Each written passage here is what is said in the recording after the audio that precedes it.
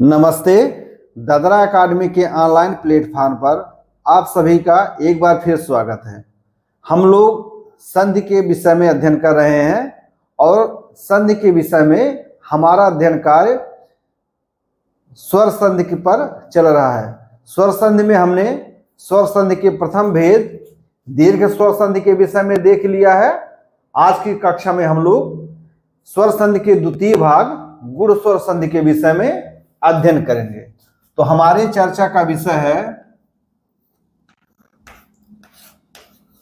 गुण स्वर संधि।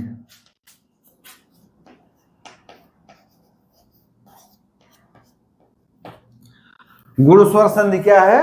गुण स्वर संधि स्वर संधि का द्वितीय भेद है।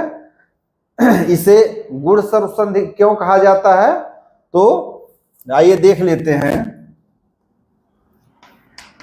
हिंदी व्याकरण में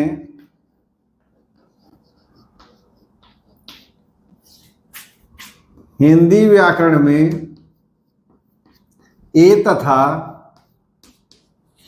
हिंदी व्याकरण में ए तथा ओ को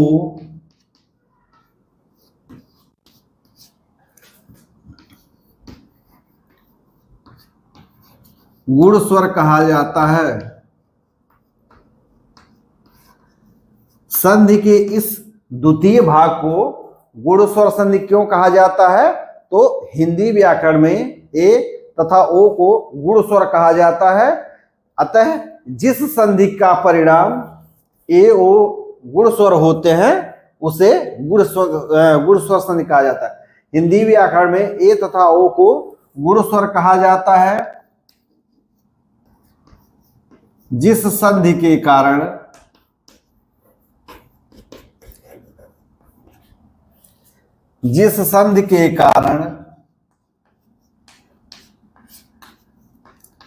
ए तथा ओ की उत्पत्ति होती है उस संधि को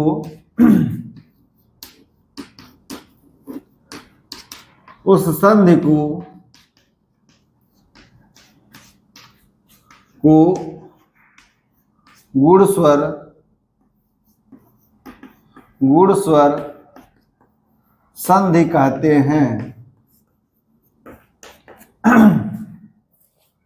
हालांकि गुण स्वर संधि की विधा से तीन प्रकार का परिवर्तन होता है। पहला होता है ए ओ और अर। ए ओ तथा अर, यह तीन परिवर्तन होता है। तो चूंकि अर एक संयुक्त वर्ण है इसलिए इसको स्वर नहीं माना जाता है। तो खैर यहाँ यह चर्चा का विषय नहीं है। आज हमारे अध्ययन का जो विषय है वह है गुण स्वर संधि। तो इसे गुण स्वर संधि क्यों कहा जाता है? तो हिंदी व्याकरण में ए तथा ओ को गुण स्वर कहा जाता है। अतः जिस संधि के कारण ए तथा ओ का निर्माण होता है या ए तथा ओ उत्पन्न होते हैं उस संधि को गुण स्वर संधि कहा जाता है। अब इन्हें ए तथा ओ को गुण स्वर क्यों कहा जाता है? अब प्रश्न ही उठता है कि ए तथा ओ को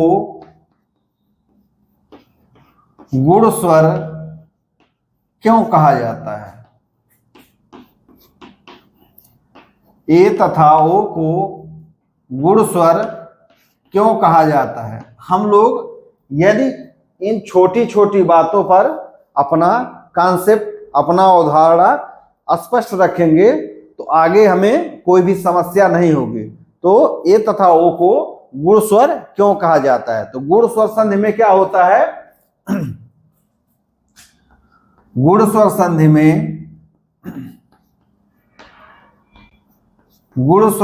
में दो भिन्न भिन्न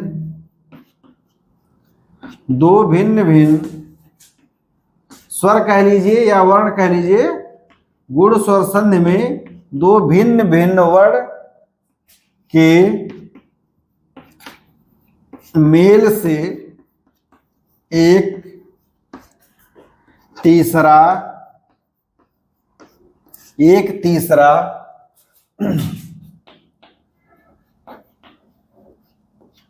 भिन्न गुण वाला स्वर या वर्ण प्राप्त होता है। गुण स्वर संधि से क्या होता है? तो गुण स्वर संधि में दो भिन्न भिन्न स्वर मिलते हैं या दो भिन्न भिन्न वर्ण मिलते हैं। चूंकि स्वर संधि है तो दोनों वर्ण स्वर ही रहेंगे। उनका जब मेल होता है तो क्या होता है कि उनके मेल से एक तीसरा यानी उन दोनों वर्णों या उन दोनों स्वरों से भिन्न तीसरे गुण वाला एक अन्य स्वर उत्पन्न हो जाता है। हम लोग जानते हैं कि गुण स्वर संधि में दो भिन्न भिन्न स्थानों से उच्चारित होने वाले स्वरों के बीच या दो भिन्न भिन्न स्थानों से उच्चारित होने वाले वर्णों के बीच में संधि होती है और उसका परिणाम यह होता है कि मेल करने वाले दो स्वरों से भिन्न गुण वाला एक तीसरा ही स्वर उत्पन्न हो जाता है। और यह स्वर क्या होता है? यह उत्पन्न स्वर दोनों स्वरों के मध्यवर्ती गुण वाला स्वर होता है। यह जो तीसरा स्वर उत्पन्न होता है वह क्या होता है? वह इन जो दोनों स्वर मिल रहे हैं, जिन दोनों स्वरों का संधि हो रहा है उनसे मध्यवर्ती गुण वाला स्वर होता है। दरअसल जब जीभ एक स्वर के बाद तत्काल ही दूसरे स्वर का उच्चारण करती है तो जीवा क्या होती है? जीभ क्या होती है? वह अपने सुविधा के अनुसार वर्णों का उच्चारण करती है। वह क्या करती है? वह अपने सुविधा के अनुसार वर्णों का उच्चारण करती है।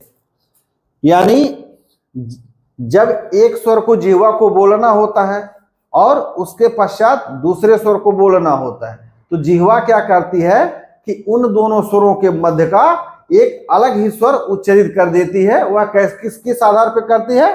तो वह मानव की स्वर तंत्रियों के सुविधा के अनुसार, मानव की स्वर तंत्रियों के सुविधा के अनुसार जीवा क्या होता है? एक अन्य स्वर का उच्चारण कर देता है। वही क्या होता है? वह एक तीसरे गुण वाला स्वर मिल जाता है। तो गुण स्वर संधि में क्या होता है कि जब अ अथवा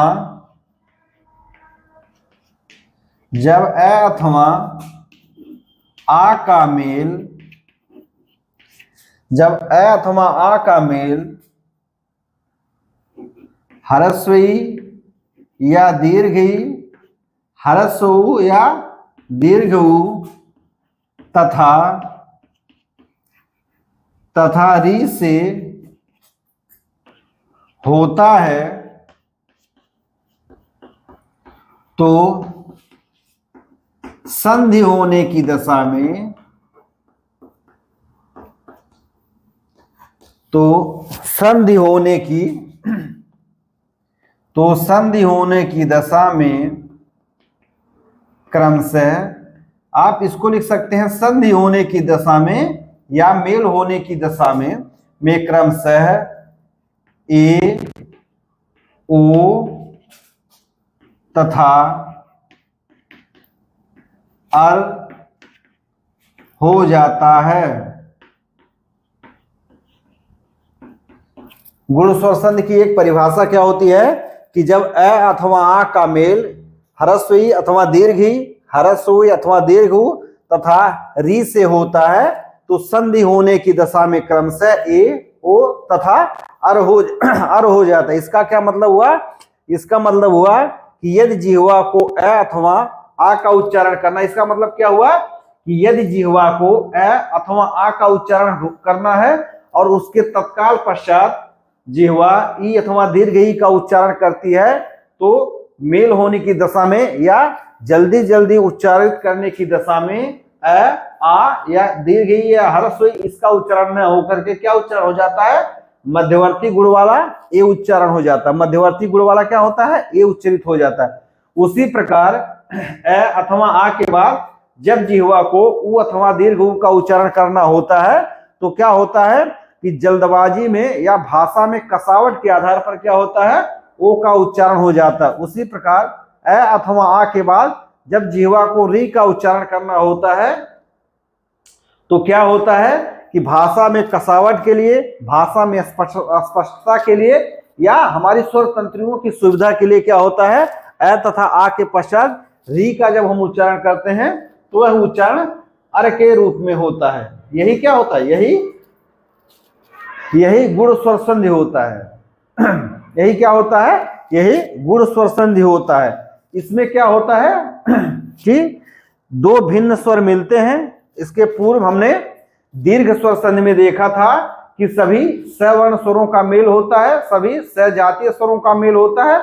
लेकिन हम लोग गुण स्वर संधि में देखते हैं कि अ अथवा आ का मेल अपने से विजातीय स्वरों से होता है। अपने से किससे होता है, विजातीय स्वरों से होता है। यहां तक की स्थिति में, यानी गुण स्वर संधि पढ़ने तक की स्थिति में हमारे पास मूल वर्ण है और दीर्घ स्वर वाले वर्ण है। बस इतना ही वर्ण हमारे पास अभी तक उत्पन्न हुआ है। तो यह क्या हो जाता है, इसको हम क्या लिख सकते हैं, यह एक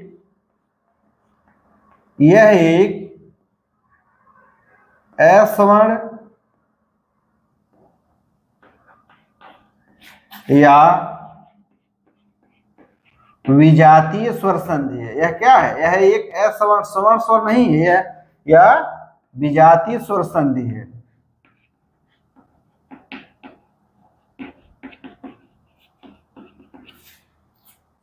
उम्मीद है कि हम लोग दीर्घ स्वर मतलब दीर्घ स्वर संधि, गुण स्वर संधि पढ़ना है तो गुण स्वर संधि इसे क्यों कहते हैं, ए तथा ओ को गुण स्वर क्यों कहा जाता है, तो हम लोग उसको भी देख लिए हैं कि गुण स्वर संधि में क्या होता है कि दो भिन्न भिन्न गुणों को दो भिन्न भिन्न गुणों से मेल होने वाले स्वर के मेल करने की स्थिति में एक तीसरे भिन्न गुण वाला स्वर की उत्पत्ति हो जाता है। अब आइए हम लोग गुण स्वर संधि को नियम के गुण स्वर संधि के नियमों को देख लेते हैं।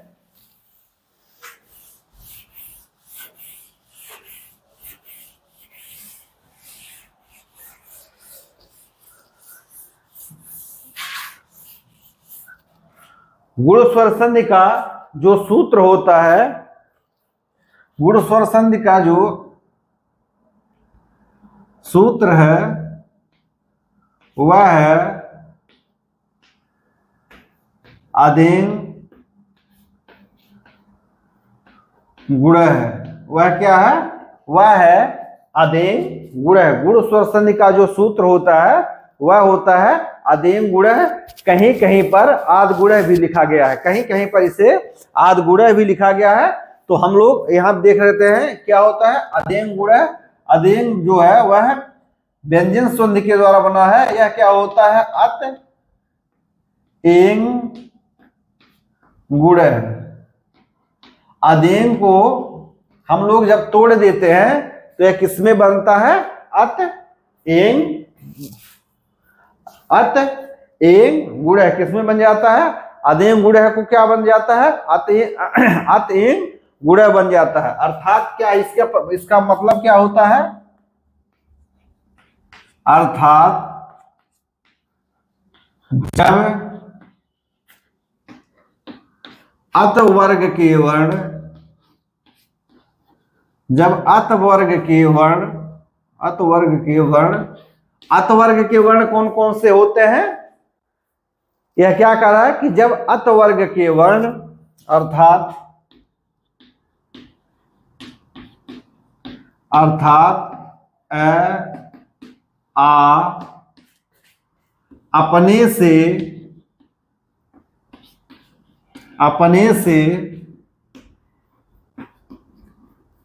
से भिन्न गुण वाले, अर्थात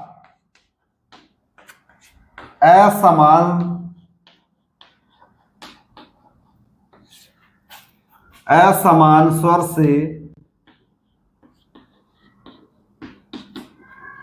मेल या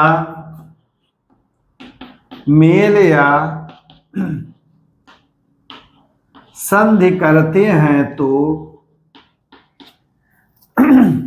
अत एंग गुणः, इसका क्या अर्थ होता है? इसका अर्थ होता है कि जब अत वर्ग के वर्ण अर्थात अ आ, जब अत वर्ग के वर्ण अर्थात अ आ अपने से भिन्न गुण वाले स्वर से मेल करते हैं, जब अत वर्ग के वर्ण अर्थात अ आ अपने से भिन्न गुण वाले अर्थात असमान स्वर से मेल या संधि करते हैं तो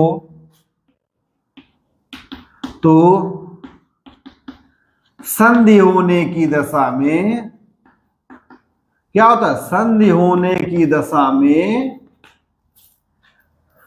संधि होने की दशा में एंग प्रत्याहार,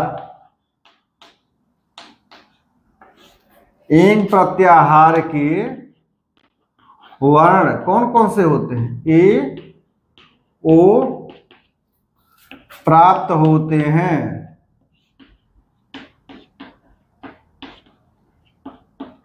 एंग प्रत्याहार के वर्ण अर्थात ए ओ प्राप्त होते हैं। यह अदेंग गुण क्या कहता है? इसको हम लोग अत एंग गुण इसमें लिख तोड़ सकते हैं। यानी कहता है कि जब अर्थात जब अत वर्ग के वर्ण अथवा आ अपने से भिन्न गुण वाले अर्थात असमान स्वर से मेल या संधि करते हैं तो संधि होने की दशा में एंग प्रत्याहार के वर्ण यानी ए तथा ओ प्राप्त होते हैं। एंग प्रत्याहार यानी ए ओ प्राप्त होते हैं। अब एंग प्रत्याहार क्या है? तो हमने पिछली कक्षा में देखा था, एक बार फिर देख लेते हैं।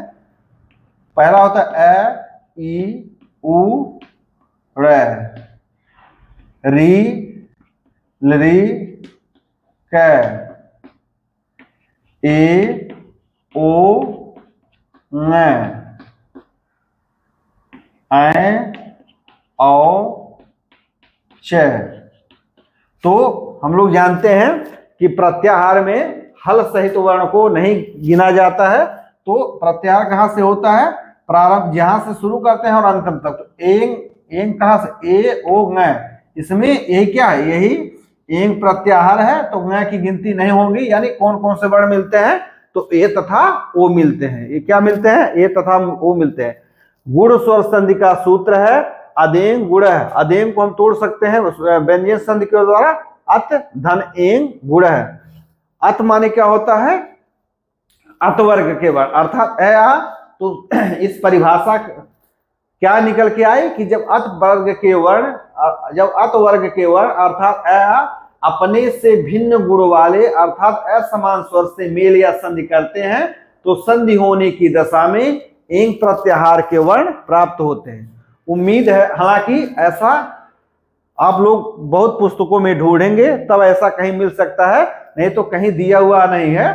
यह हमने बहुत अध्ययन किया है, बहुत स्वाध्याय किया है, तब जाकर यह मिला है। आप लोग नोट कर लीजिए।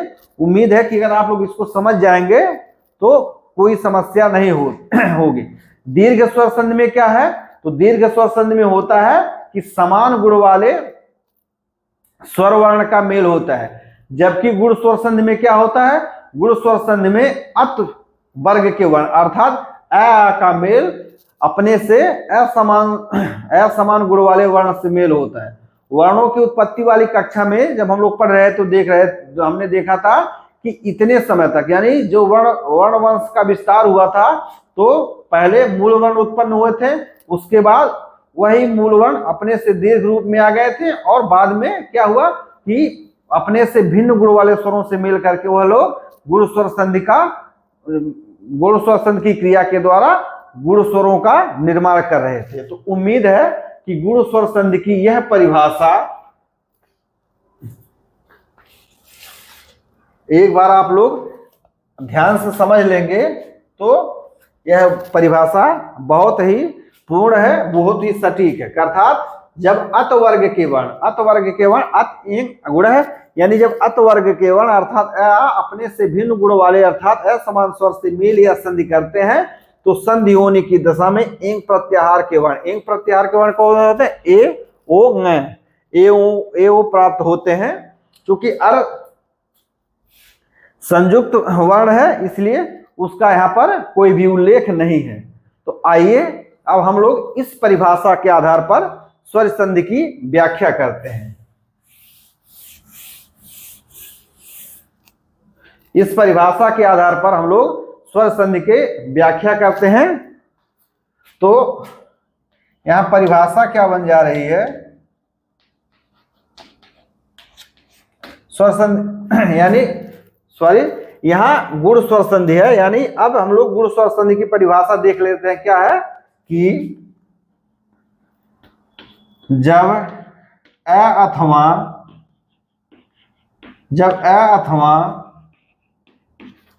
आ का मेल, जब अ अथवा आ का मेल ह्रस्वी अथवा दीर्घी, ह्रस्व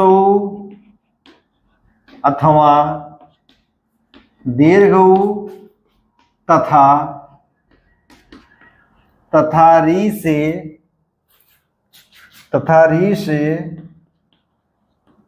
होता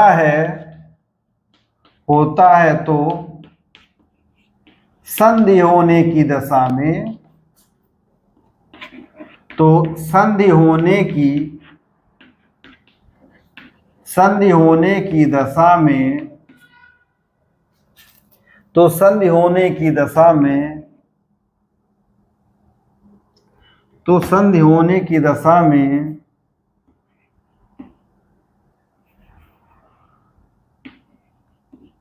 दोनों के स्थान पर, दोनों के स्थान पर क्रमशः ए ओ तथा अर एकादेश हो जाता है, एकादेश हो जाता है। गुण स्वर संधि की परिभाषा क्या हो गई, यह तो सूत्र की व्याख्या थी, यह परिभाषा हो गई। सूत्र की व्याख्या क्या हुई, अत एंग गुण, अर्थात जब अत वर्ग के वर्ण अर्थात अ अपने से भिन्न गुण वाले स्वर अर्थात असमान स्वर वर्ण से मेल या संधि करते हैं, तो संधि होने की दशा में एंग प्रत्याहार के वर्ण ए ओ प्राप्त होते हैं। अब गुण स्वर संधि की परिभाषा क्या हो गई कि जब अ अथवा आ का मेल ह्रस्व अथवा दीर्घ, ह्रस्व अथवा दीर्घ या री से हुआ हो, तो संधि होने की दशा में दोनों के स्थान पर क्रमशः ए ओ तथा अर एकादेश हो जाता है। इस दृष्टि से हम लोग देखेंगे कि गुण स्वर संधि के 3 उपनियम होते हैं। तो आप लोग इसका चाहे स्क्रीनशॉट ले लें या आप लोग इसको नोट कर लें। इस परिभाषा के आधार पर, इस परिभाषा के आधार पर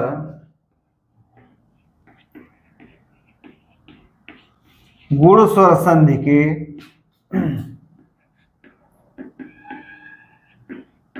गुण स्वर संधि के 3 उपनियम हैं। हालांकि यह उपनियम जो है यह कहीं किसी पुस्तक में नहीं दिया है और न ही इन उपनियमों को कोई मान्यता दी गई है। हम लोग केवल अध्ययन की दृष्टि से नियमों को उपनियम में बांट करके पढ़ रहे हैं ताकि हमें विषय वस्तु की स्पष्टता रहे। तो आइए, नीचे जगह नहीं ऊपर ही फिर देख लेते हैं। इस परिभाषा के आधार पर गुण स्वर संधि के 3 उपनियम हैं। तो अब प्रथम नियम क्या, उपनियम क्या है,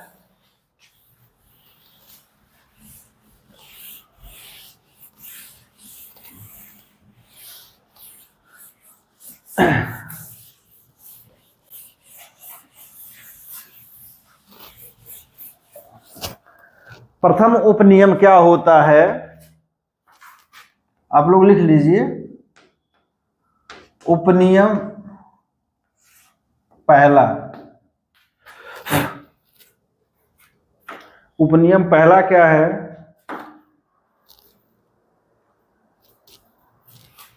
कि जब अ अथवा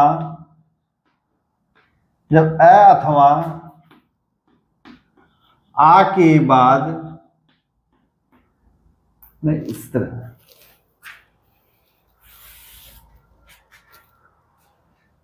जब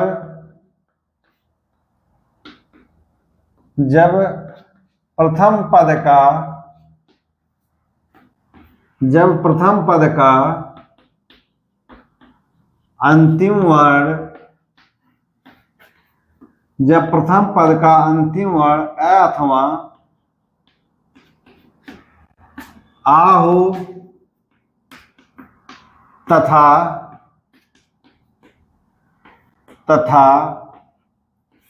द्वितीय पद का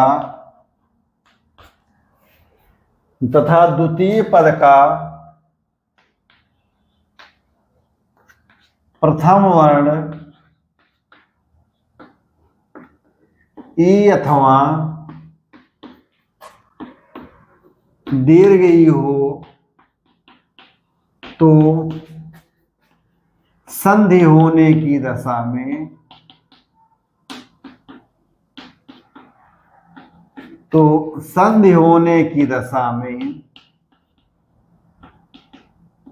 दोनों के स्थान पर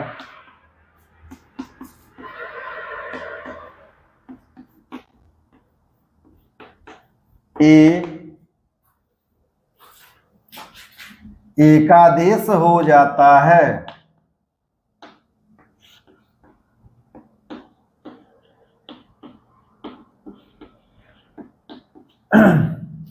हमने गुण स्वर संधि का जो सूत्र था उसको देखा कि अत एंग गुण, अर्थात गुण स्वर संधि में क्या होता है कि केवल अत वर्ग के वर्ण अपने से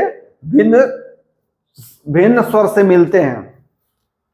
अत वर्ग के वर्ण अर्थात अ और आ।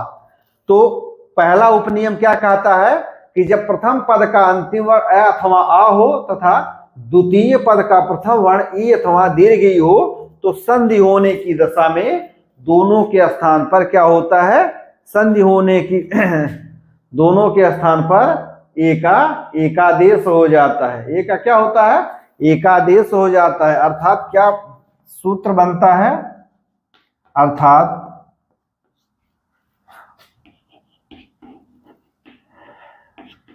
प्रथम पद का, अर्थात प्रथम पद का अंतिम वर्ण क्या हो, अ अथवा आ हो। प्रथम पद का अंतिम वर्ण क्या हो, अ अथवा आ हो। द्वितीय पद का पूर्व वर्ण क्या हो,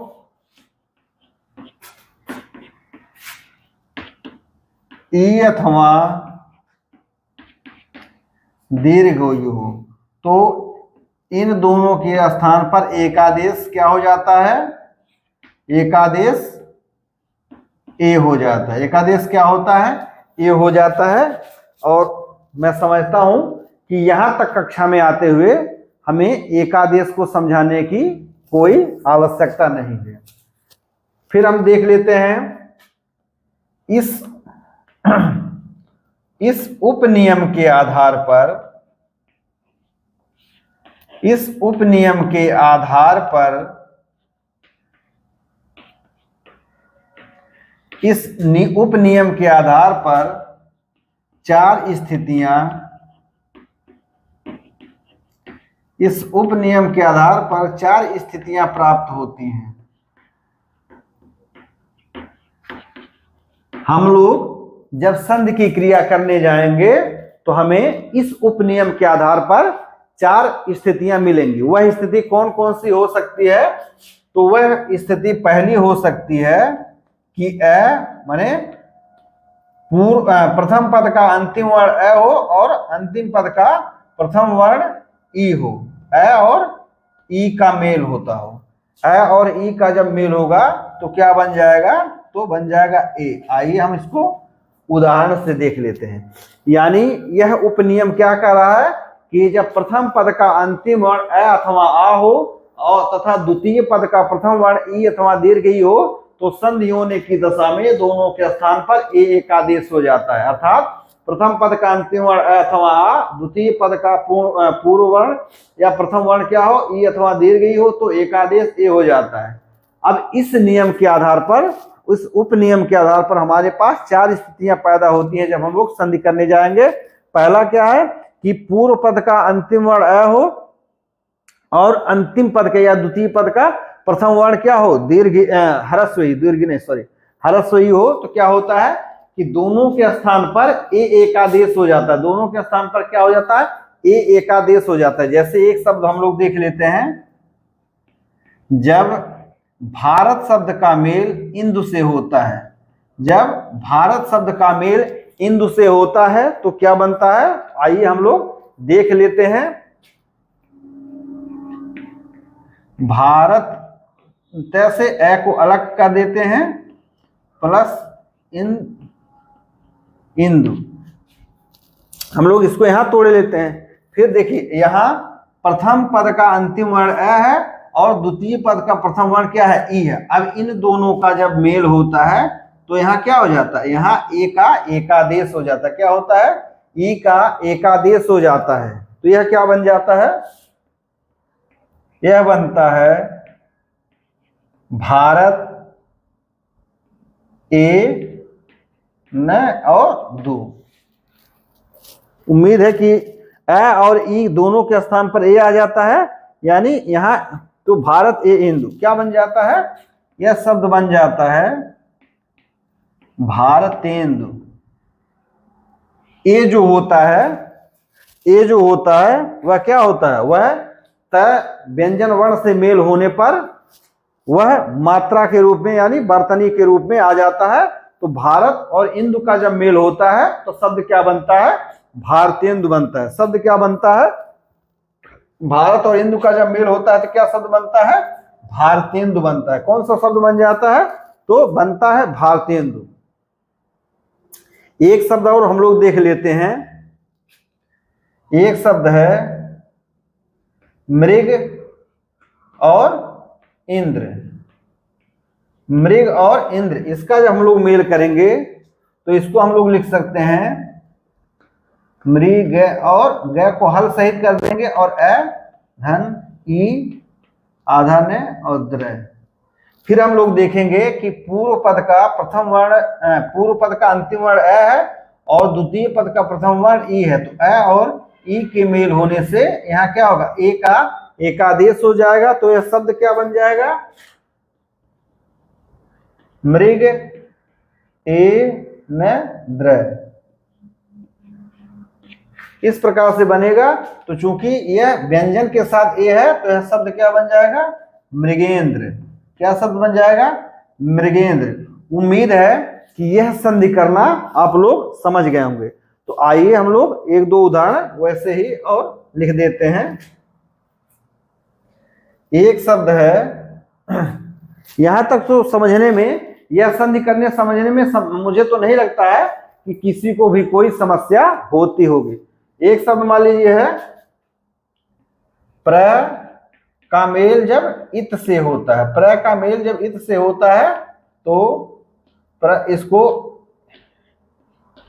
धन ई और त, प्र को हम लोग हल सहित कर देते हैं, ए बाहर कर देते हैं और यहाँ क्या होता है, ए और ई के मेल से ए बन जाता है। तो यह क्या बन जाता है, सब प्राधनित बराबर क्या हो जाता है, प्रेत। प्राधनित बराबर क्या हो जाता है, प्रेत।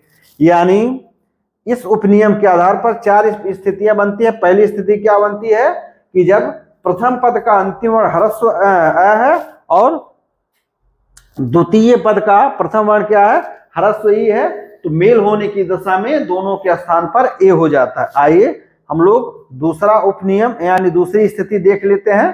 तो यही ऊपर हम लोग देख लेते हैं।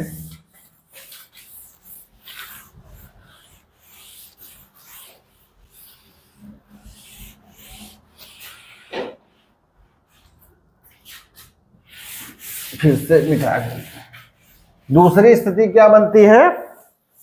इसमें हमने देखा कि पहली स्थिति बनती है कि प्रथम पद का अंतिम वर्ण अ हो और द्वितीय पद का प्रथम वर्ण ई हो, तो दोनों के स्थान पर ए हो जाता है। दूसरी स्थिति क्या बनती है कि प्रथम पद का अंतिम वर्ण अ हो और द्वितीय पद का प्रथम वर्ण क्या हो, दीर्घ ई हो, तो भी क्या होता है, तब भी दोनों के स्थान पर ए बन जाता है। प्रथम पद का अंतिम वर्ण अ हो और द्वितीय पद का प्रथम वर्ण दीर्घ ई हो, तो दोनों के स्थान पर क्या बन जाता है, ए बन जाता है। जैसे एक शब्द है नर का मेल जब ईस से होता है। नर का मेल किससे होता है? जब ईस से होता है। तो हम नर को इस तरह से लिख सकते हैं, वर्ण विच्छेद करके, और धन ई और स को थोड़ा समझने के लिए अलग लिख देते हैं। हालांकि अलग लिखना व्याकरणिक दृष्टि से गलत है, यह केवल समझने की दृष्टि से लिखा जा रहा है। तो यहाँ पर हम लोग देखते हैं नर इधर है और इस ई का मेल होने पर क्या बन जाता है, ए बन जाता है। थोड़ा नीचे लिखते हैं नर, उसके बाद ए और स। चूंकि स्वर क्या होता है, अपने से बाईं तरफ चलता है तो मात्रा के रूप में जो आ जाता है, यह क्या बन जाता है, यह बन जाता है नरेश। क्या बन जाता है? नर और ईस का मेल होने पर संधि होने की दशा में शब्द क्या बन जाता है, नरेश बन जाता है। शब्द क्या बन जाता है, नरेश बन जाता है। उसी प्रकार से एक शब्द है उप का मेल जब इच्छा से होता है। उप का मेल क्या होता है, जब इच्छा से होता है। उप का मेल जब इच्छा से होता है तो क्या बन जाता है, तो हम लोग उप पै को हल सहित कर देते हैं। यहाँ आ जाता है, धन दीर्घ ई और क्षा, तो फिर क्या होता है, अ और ई के मेल से ई बन जाता है। तो उप ए क्षा, यह क्या बन जाता है, ए जो है यह पै के साथ आता है तो मात्रा के रूप में आ जाता है। शब्द क्या बन जाता है, उप और इच्छा मिलकर के क्या बन जाते हैं, उपेक्षा बन जाते हैं। क्या बन जाते हैं, उपेक्षा बन जाते हैं। उसी प्रकार से एक शब्द हम लोग देख लेते हैं देव और ईश्वर। देव और ईश्वर, तो हम लोग देव को क्या लिख सकते हैं, देव सहित अलग कर लेते हैं को, फिर ईश्वर। अब हम लोग देखते हैं कि अ और दीर्घ ई के मेल से क्या बन जाता है, अ और दीर्घ ई के मेल से क्या बन जाता है, ए बन जाता है। तो यह शब्द क्या बन जाता है, देव ए स्वर। तो ए यहां के साथ मात्रा में आ जाता है तो क्या बन जाता है, देवेश्वर। देव और ईश्वर का जब मेल होता है तो शब्द क्या बन जाता है, तो शब्द बन जाता है देवेश्वर। क्या बन जाता है, शब्द क्या बन जाता है, देवेश्वर। उसी प्रकार से एक शब्द है हृषिक। हृषिक का मेल जब ईस से में होता है।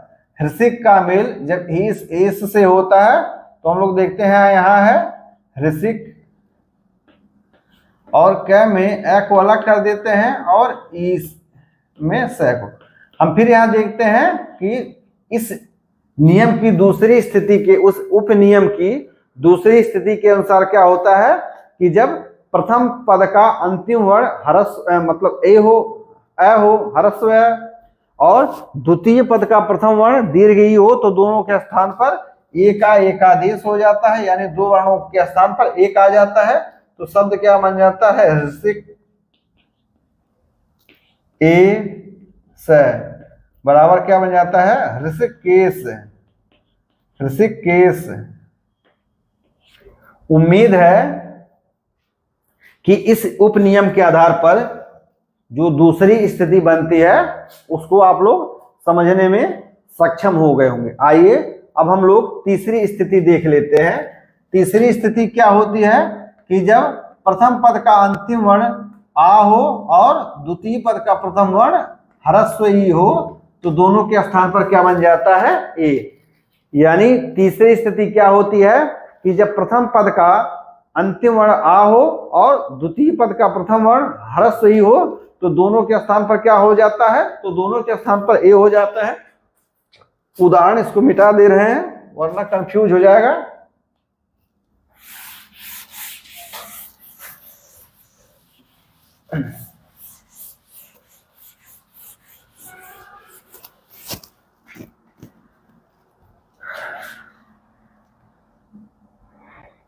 जैसे प्रथम शब्द का अंतिम वर्ण है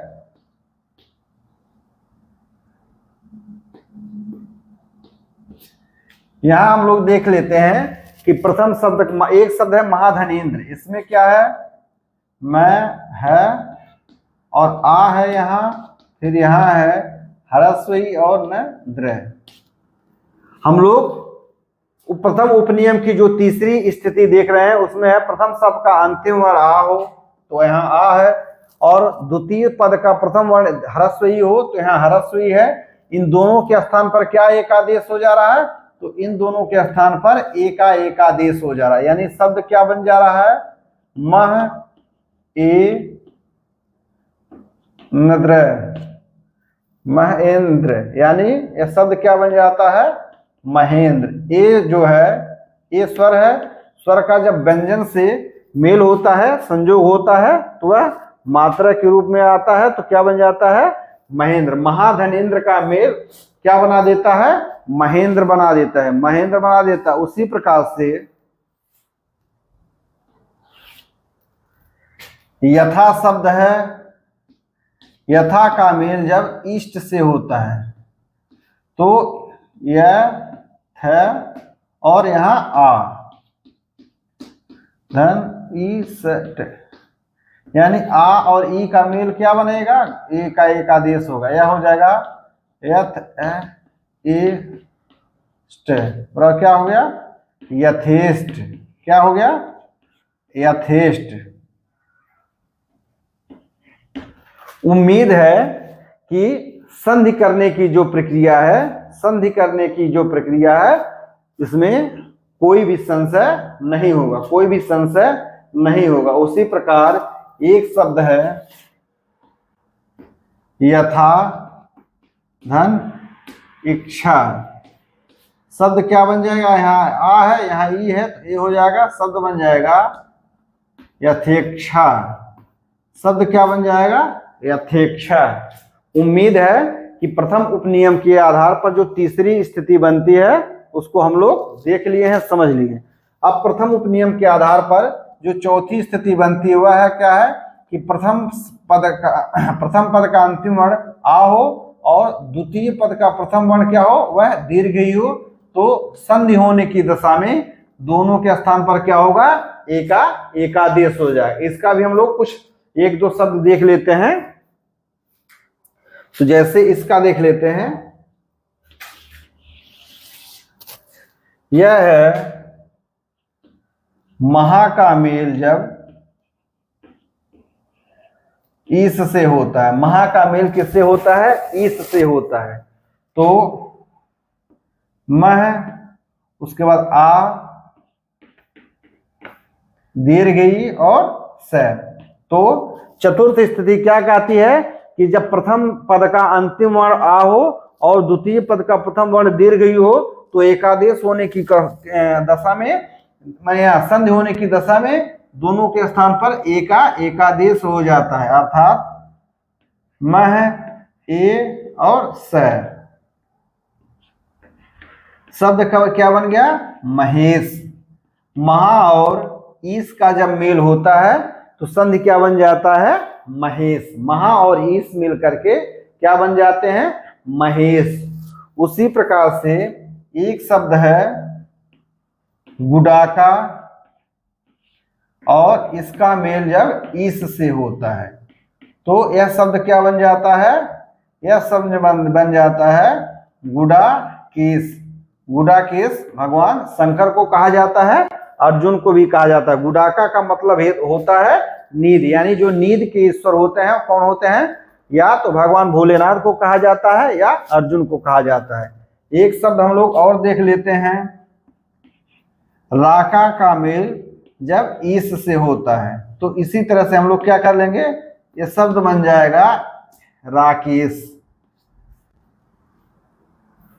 क्या शब्द बन जाएगा, राकेश। उसी प्रकार से रमा धन ईश बराबर रमेश। तो उम्मीद है कि प्रथम उपनियम आप लोग समझ गए होंगे। प्रथम उपनियम क्या है कि जब प्रथम पद का अंतिम वर्ण अ अथवा आ हो तथा द्वितीय पद का प्रथम वर्ण ई अथवा दीर्घ ई हो तो संधि होने की दशा में दोनों के स्थान पर एक आदेश हो जाता है। तो प्रथम उपनियम के आधार पर 4 स्थितियां बनती हैं। हमने दो एक एक उदाहरण सबका करवा दिया है। आप लोग स्वतः बहुत सी पुस्तकें हैं उसमें से देख करके संधि करने का प्रयास करिए। कहीं किसी को संशय रहती है तो उसका समाधान कर दिया जाएगा। अब आइए हम लोग द्वितीय उपनियम देख लेते हैं।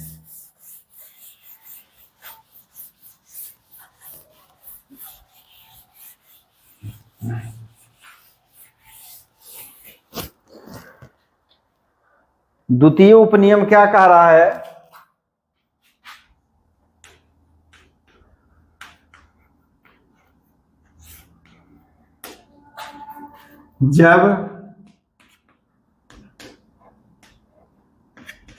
जब प्रथम पद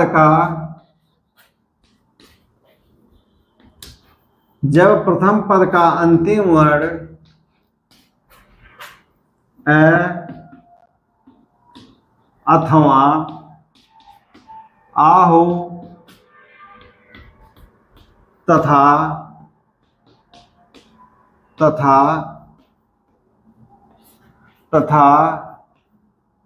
द्वितीय पद का जब प्रथम पद का अंतिम वर्ण अ अथवा आ हो तथा द्वितीय पद का प्रथम वर्ण उ अथवा दीर्घ उ हो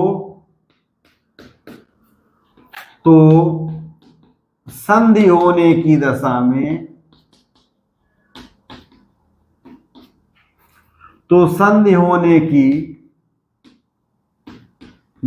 में दोनों के स्थान पर,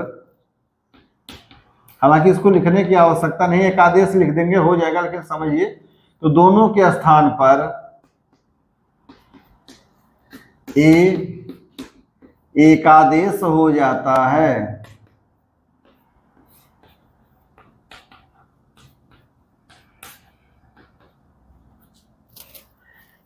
उपनियम द्वितीय का क्या कह रहा है कि जब प्रथम पद का अंतिम वर्ण अ अथवा आ हो तथा द्वितीय पद का प्रथम वर्ण उ अथवा दीर्घ उ हो तो संधि होने की दशा में दोनों के स्थान पर क्या होगा, एक आदेश हो जाता है। हालांकि दोनों के स्थान न लिखें तो भी कोई काम अर्थ चल जाएगा। अर्थात क्या हुआ,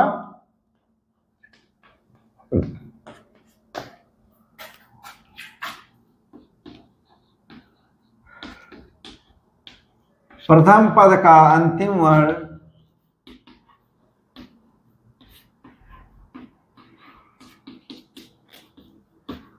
अ अथवा आ हो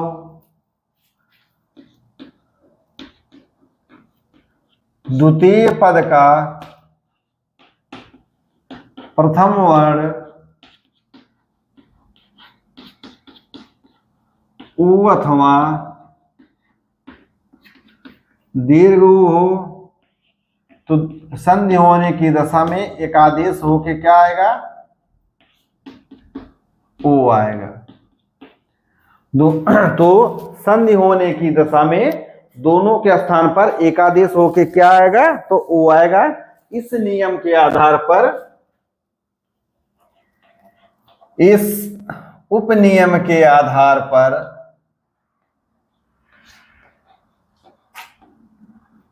इस उपनियम के आधार पर 4 स्थितियां बनती हैं।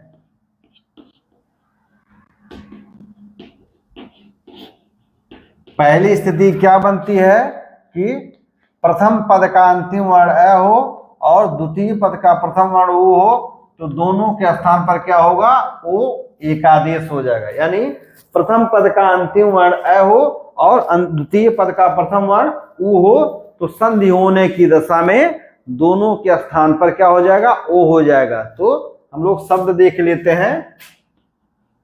जब सर्व का मेल उत्तम से होता है, सर्व का मेल किससे होता है, उत्तम से, तो वह को हम लोग हल सहित कर लेते हैं, अ अलग कर लेते हैं, फिर उ और त इसको उ को थोड़ा अलग ले लेते हैं। अ और उ का मेल हो रहा है तो यहाँ क्या आएगा, ओ आ जाएगा। अर्थात शब्द क्या बन जाएगा, सर्व उत्तम। यानी शब्द क्या बना, तो शब्द बन गया सर्वोत्तम। उम्मीद है कि यह संधि करने का जो तरीका होता है या जो संधि करने की क्रिया होती है वह पता चल आप लोग जान गए होंगे। एक शब्द उसी प्रकार से है, सूर्य का मेल जब उदय से होता है तो अ और उ का मेल होने से क्या बन जाता है, ओ बन जाता है। तो शब्द क्या बनता है, सूर्योदय। क्योंकि हम लोगों ने कई संधि की क्रियाएं देख ली हैं, उम्मीद है इसको करने की कोई विशेष आवश्यकता नहीं होगी। उसी प्रकार एक शब्द है, हित का मेल जब उपदेश से होता है तो शब्द क्या बनता है, शब्द बनता है हितोपदेश। शब्द क्या बन जाता है, शब्द बन जाता है हित का मेल जब उपदेश से होता है तो क्या बन जाता है, बन जाता है हितोपदेश। उसी प्रकार से एक शब्द है, सह का मेल जब उधर से होता है तो अ और उ मिल को हो जाते हैं तो शब्द क्या बन जाता है, सहोदर। सहोदर, हाँ सही है। उसी प्रकार से एक शब्द है, सधन का मेल जब उदाहरण से होता है तो शब्द क्या बन जाता है, सो दाहरण। स का मेल जब उदाहरण से होता है तो शब्द क्या बन जाता है, शब्द बन जाता है सोदाहरण। उम्मीद है कि इन चारों शब्दों का संधि करने में कहीं किसी को कोई भी संशय नहीं होगी। आइए इस उपनियम के आधार पर जो दूसरी स्थिति बनती है वह क्या होता है कि प्रथम शब्द का अंतिम वर्ण तो अ हो, लेकिन द्वितीय शब्द का प्रथम वर्ण क्या हो, वह हो दीर्घ हो। तो एकादेश होके क्या बनता है, ओ बनता है। इसका हम लोग कुछ उदाहरण देख लेते हैं। इसका हम लोग कुछ उदाहरण देख लेते हैं। यानी क्या है कि प्रथम शब्द का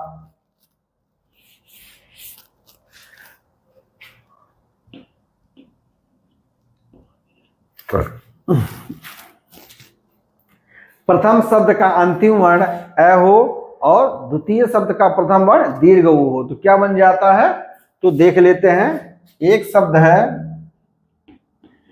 जल का मेल ऊर्मी से होता है। जल का मेल ऊर्मी से होता है तो यहाँ जल लय को हल सहित कर देते हैं, धन दीर्घ उ और रिमीन। अब अ और उ मिलकर के क्या बना लेते हैं, ओ बना लेते हैं। तो यह क्या हो गया, जल ओ और रमीन। यानी शब्द क्या बन जाता है, शब्द बनता है जलोर्मी। जल और उर्मी मिला करके शब्द क्या बना लेते हैं, तो जल और उर्मी मिला करके शब्द बना लेते हैं जलोर्मी। जल और उर्मी के मेल से क्या बन जाता है, जलोर्मी बना लेते हैं। उसी प्रकार से एक शब्द है सूर्य और दूसरा उसका मेल होता है ऊर्जा से तो शब्द क्या बन जाता है, सूर्योर्जा।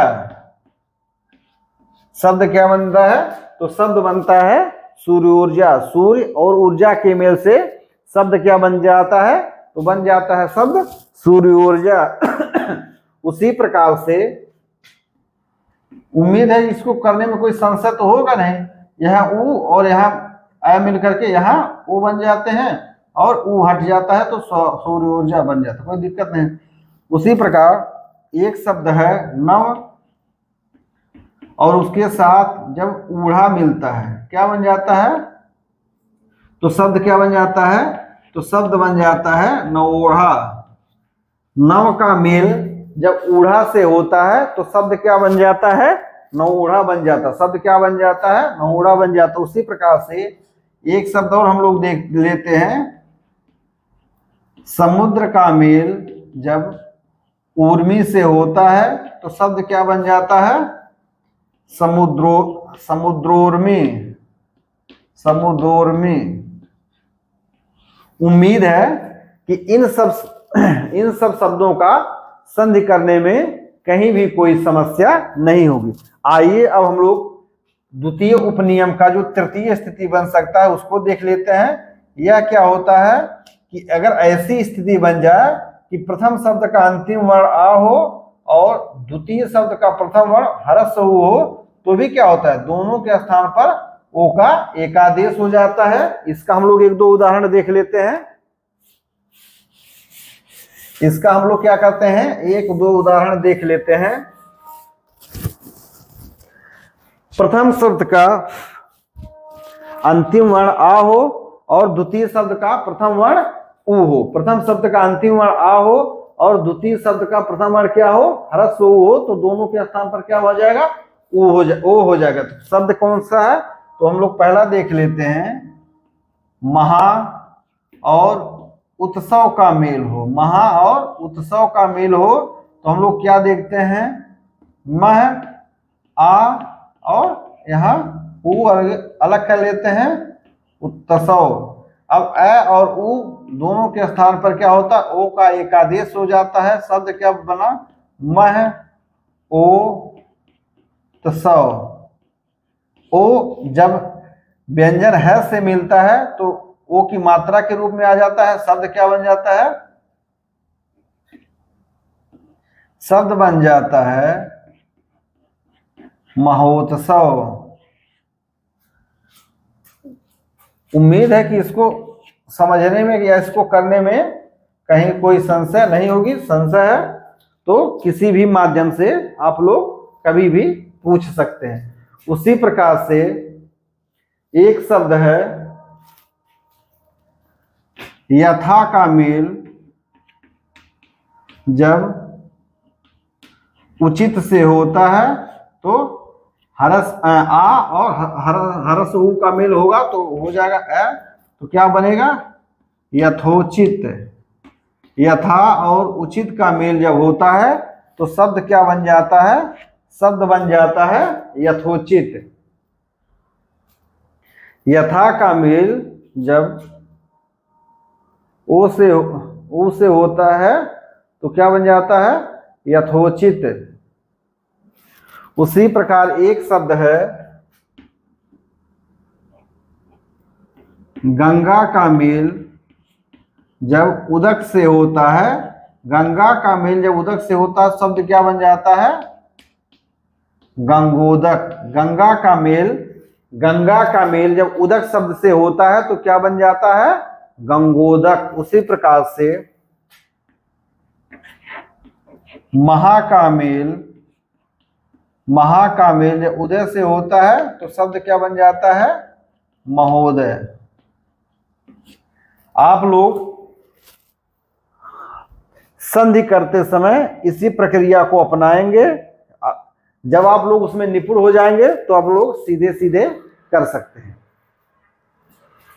सीखने के क्रम में हम लोग को क्रमशः करना चाहिए। ठीक है। अब आइए इस उपनियम के आधार पर जो चौथी स्थिति बनती है वह क्या है कि यदि प्रथम पद का अंतिम वर्ण आ हो और द्वितीय पद का प्रथम वर्ण दीर्घ हो तो दोनों के स्थान पर क्या हो जाएगा? तो दोनों के स्थान पर भी ओ का एकादेश हो जाता है। अब देखते हैं कि कौन सी स्थिति बनती है, या इसको हम लोग एक दो उदाहरणों से समझ लेते हैं कि जब प्रथम पद का अंतिम वर्ण आ हो और द्वितीय पद का प्रथम वर्ण दीर्घ हो तो दोनों के स्थान पर क्या हो जाता है? तो एक शब्द है गंगा का मेल जब ऊर्मी से हो। गंगा का मेल जब ऊर्मी से हो तो यहां क्या हुआ? गंग आ धन दीर्घ और मी। आ और दीर्घ ऊ मिला करके क्या हो जाते हैं, ओ। शब्द क्या बन जाता है, गंग ओ र्मी। क्या शब्द बन जाता है, गंगोर्मी।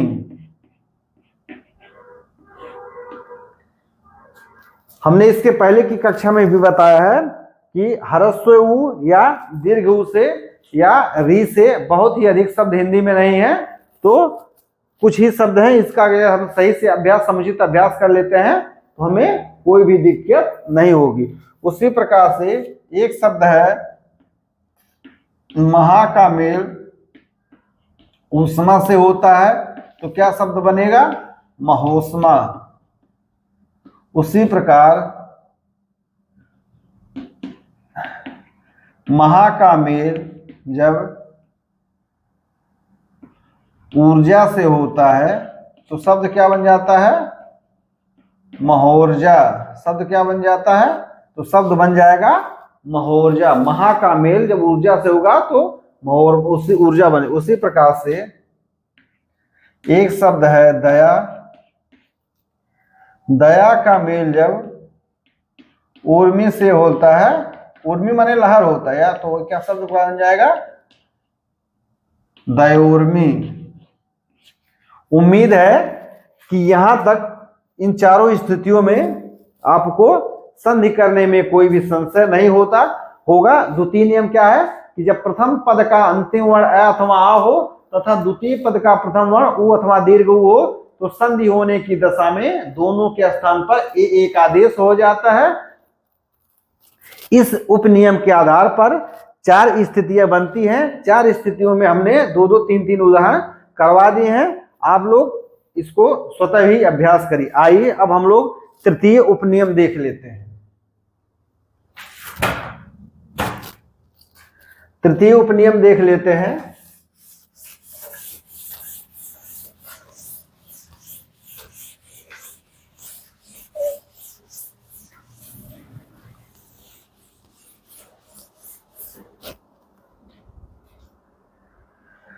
तृतीय उपनियम क्या है,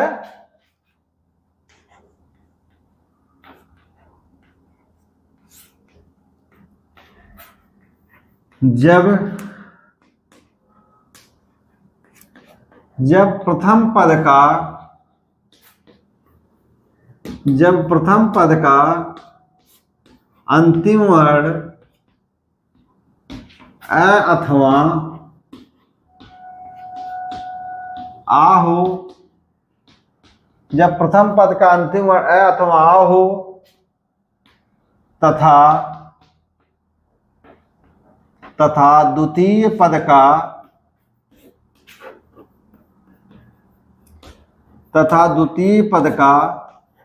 प्रथम वर्ण, जब प्रथम पद का अंतिम वर्ण अ अथवा आ हो तथा द्वितीय पद का प्रथम वर्ण री हो तो संधि होने की दशा में,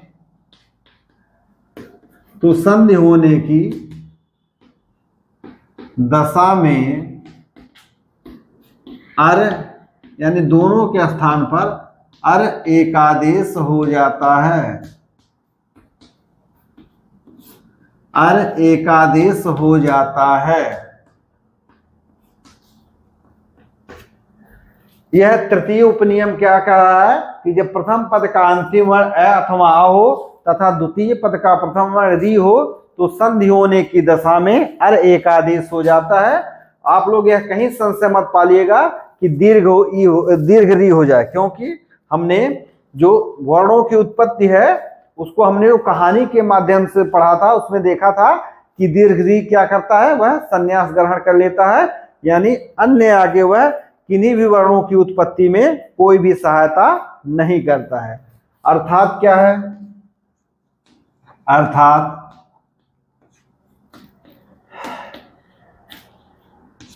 प्रथम पद का अंतिम वर्ण,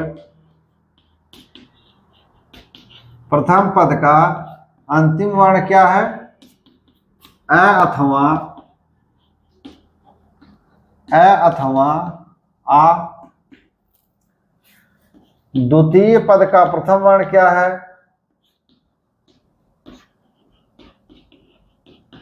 द्वितीय पद का प्रथम वर्ण क्या है? री है, तो एकादेश होके क्या बनेगा? एकादेश होकर के अर बनता है।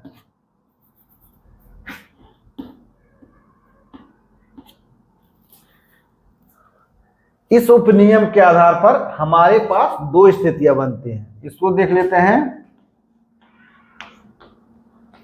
इस उपनियम के आधार पर, इस उपनियम के आधार पर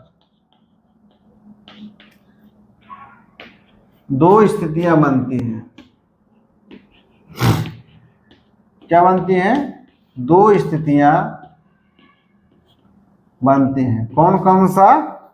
पहला होता है ए का मेल री से हो तो क्या बनता है? उन दोनों के स्थान पर अर बन जाता है। जब ए का मेल री से होता है तो उन दोनों के स्थान पर क्या बन जाता है? अर बन जाता है।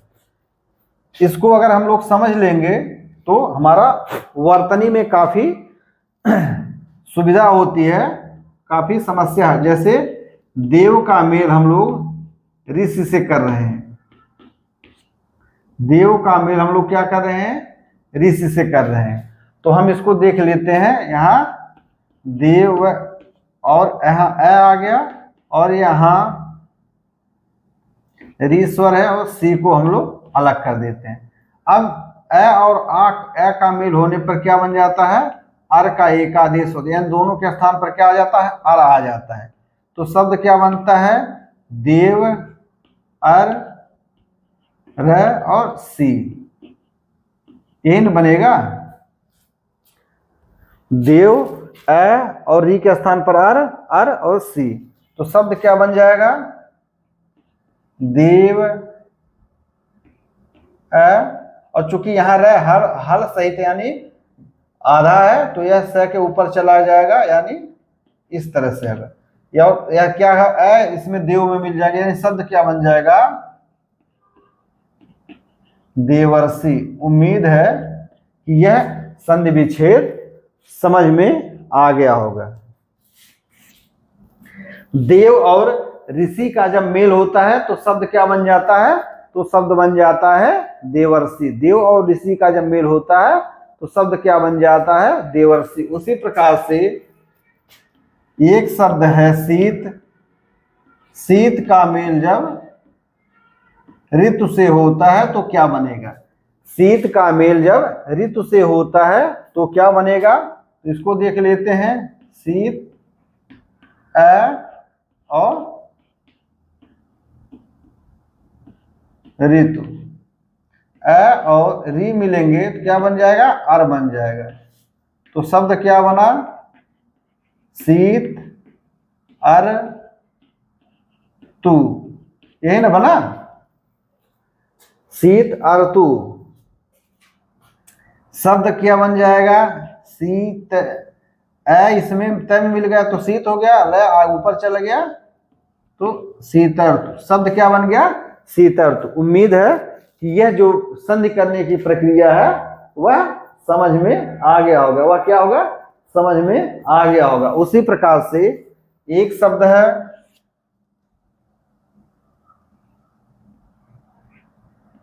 अधम, अधम का मेल ऋण से होता है। अधम का मेल ऋण से होता है तो ए और फिर री और रे, तो ए और री के मेल से क्या बन जाएगा? अर बन जाएगा। तो ये देख लीजिए, ए और री के मेल से अर बन जाएगा तो शब्द क्या बन जाएगा? अधम ए और यह र के ऊपर चला जाएगा, इधर आ जाएगा। तो ये शब्द क्या बन जाए?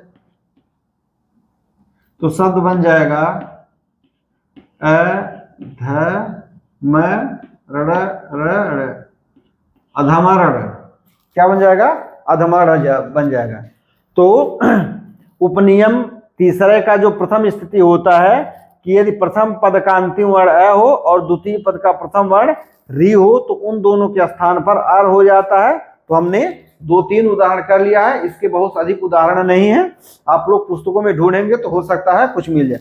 अब आइए इस उपनियम का जो दूसरा स्थिति बनता है वह क्या है कि प्रथम शब्द का अंतिम वर्ण आ हो और द्वितीय शब्द का प्रथम वर्ण क्या हो, री हो, तो क्या बनता है, तब भी दोनों के स्थान पर अर ही बनेगा। आइए इसका भी हम लोग 1-2 उदाहरण जो संभव है उसको देख लेते हैं।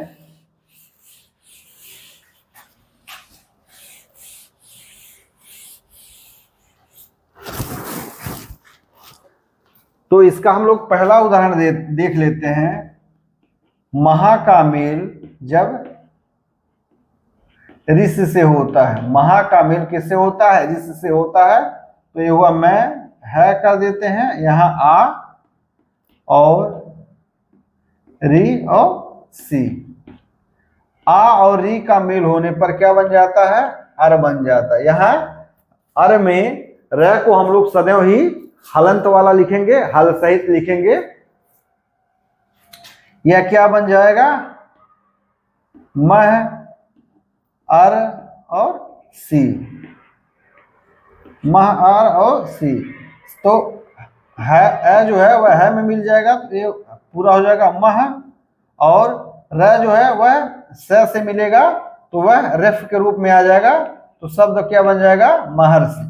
महा और ऋषि का मेल जब होता है तो कौन सा शब्द बन जाता है, महर्षि। महा और ऋषि का मेल जब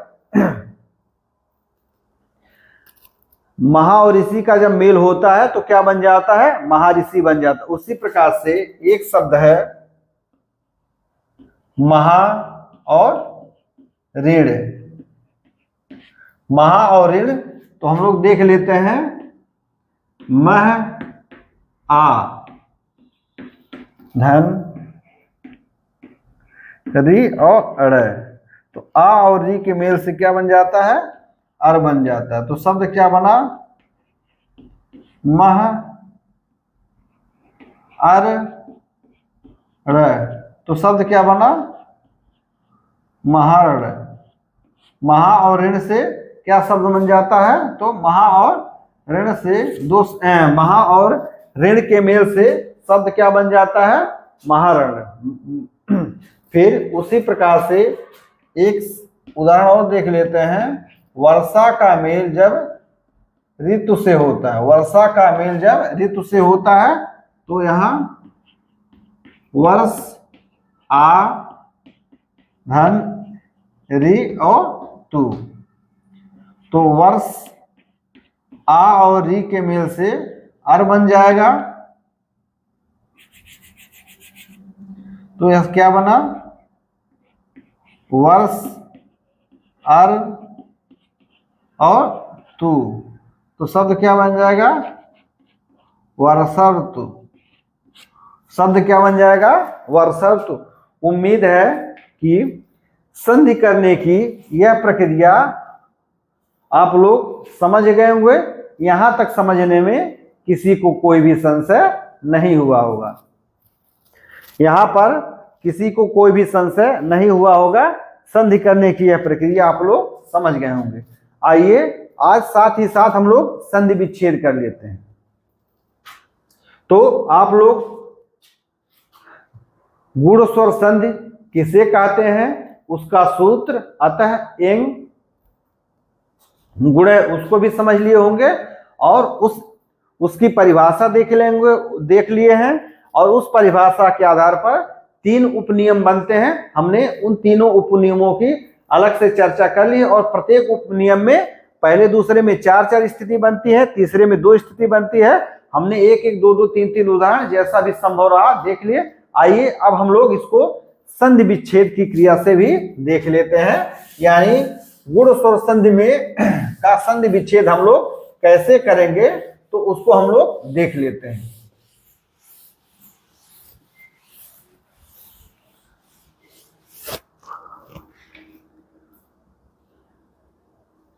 गुण स्वर संधि की संधि विच्छेद करते समय हम लोग संधि करते समय हम लोगों के पास दो ट्रिक आए हैं। पहला देख लीजिए कि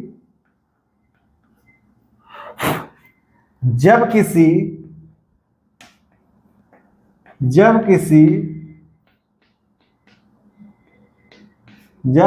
शब्द के, पहला ट्रिक क्या है कि जब किसी शब्द मत लिखिए, जब किसी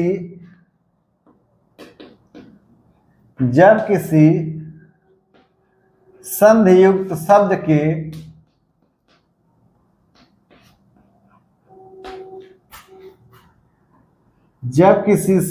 शब्द के मध्य में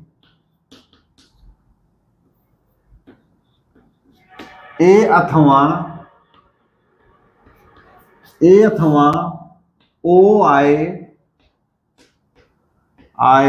तो प्रायः, हमेशा नहीं तो प्रायः, जब किसी संधियुक्त शब्द के संधि अक्षर पर ए अथवा ओ आए तो प्रायः, या मध्य में ए अथवा ओ आए तो प्रायः गुण स्वर संधि होता है। ट्रिक दूसरा क्या है, जिन शब्दों के अंत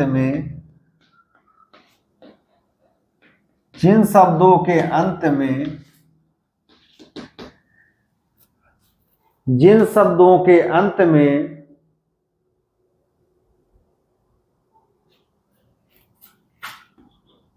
ऋतु, ऋण और ऋषि, ऋतु, ऋण और ऋषि, यह तीन शब्द आते हों या तीन अक्षर आते हों तो वहां क्या होता है, वहां पर प्रायः जिन शब्दों के अंत में आए तो प्रायः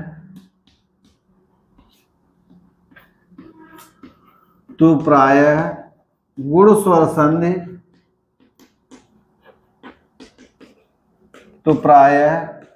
गुण स्वर संधि होता है। तो हम लोगों ने संधि के विषय में देख लिया। अब आइए हम लोग संधि विच्छेद के विषय में देख लेते हैं। संधि विच्छेद किसका, तो गुण स्वर संधि का। यहां लिख लीजिए गुण स्वर संधि का।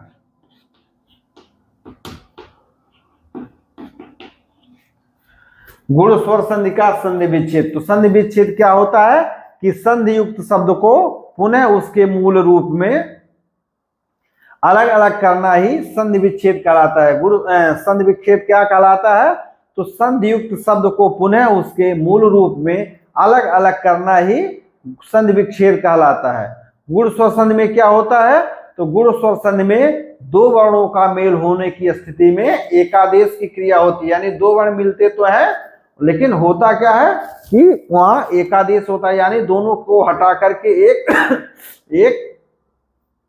वर्ण आ जाता है।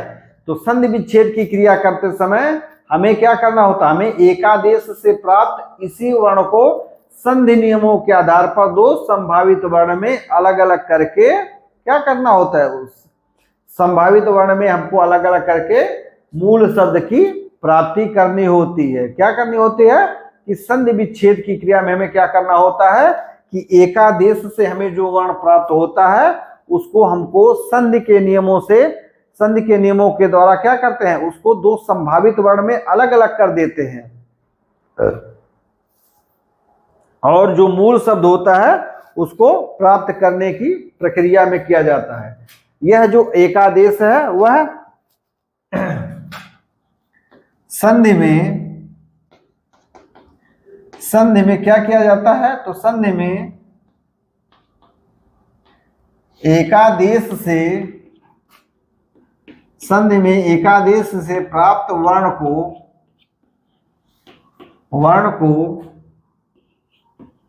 संधि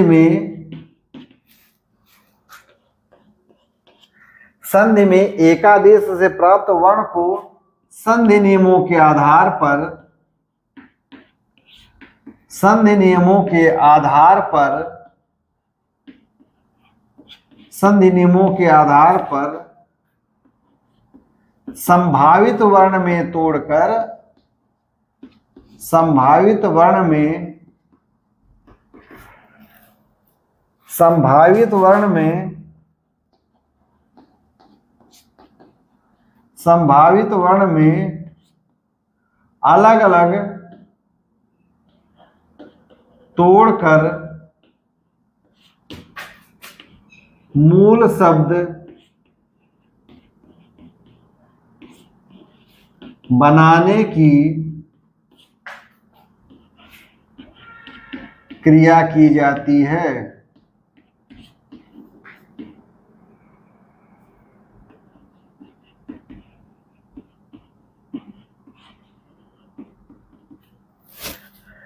संधि में एकादेश से प्राप्त वर्ण को संधि नियमों के आधार पर संभावित वर्ण में अलग अलग तोड़कर मूल शब्द बनाने की क्रिया की जाती है। संधि विच्छेद में क्या किया जाता है? संधि, यहां विच्छेद लिख दिया, संधि विच्छेद में,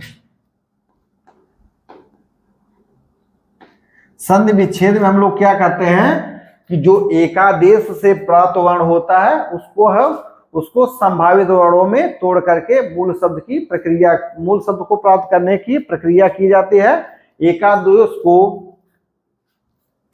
फिर यहां देख लीजिए, एकादेश को तीन नियमों के आधार पर, एकादेश को तीन नियमों के आधार पर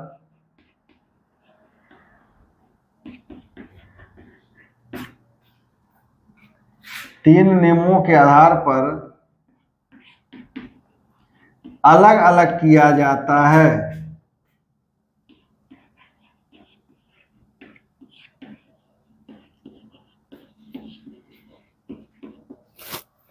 एकादेश को तीन नियमों के आधार पर क्या किया जाता है? अलग अलग किया जाता है। पहला नियम क्या होता है? प्रथम नियम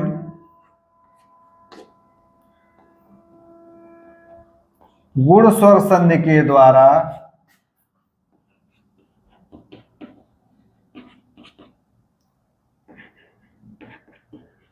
गुण स्वर संधि के द्वारा जब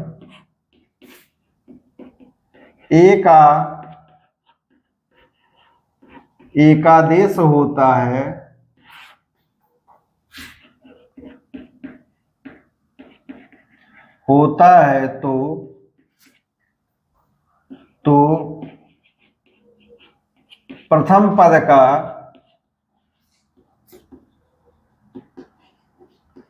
तो प्रथम पद का अंतिम वर्ण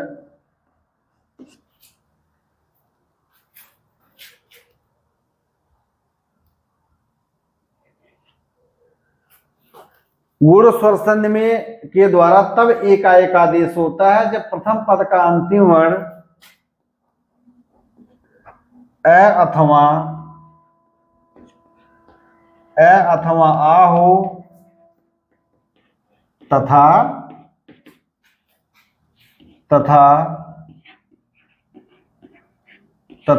द्वितीय पद का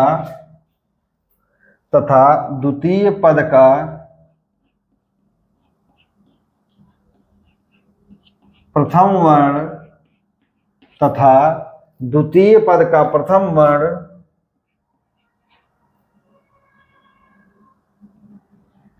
ई अथवा दीर्घ ई हो।